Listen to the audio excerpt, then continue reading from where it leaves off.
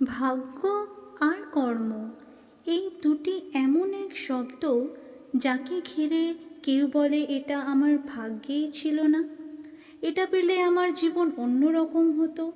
কেউ বলে পূর্বজন্মের কর্মফল। সব ছেড়ে একবার শান্ত মনে ভাবুন, ভাগ্য ও কর্ম এই দুটি এই জন্মের। তফাৎ শুধু একটাই, আপনি ভাগ্যের থেকে যত বেশি আশা করবেন তত বেশি আপনি নিরাশ হবেন, কারণ এই আশা আপনাকে কর্ম করা থেকে আটকাবে।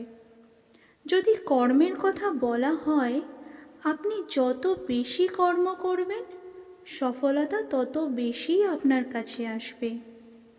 একটা কথা মনে রাখবেন, ভাগ্য আপনার কর্ম নির্ধারণ করে না, কিন্তু আপনার কর্মই আপনার ভাগ্যকে নির্ধারণ করে।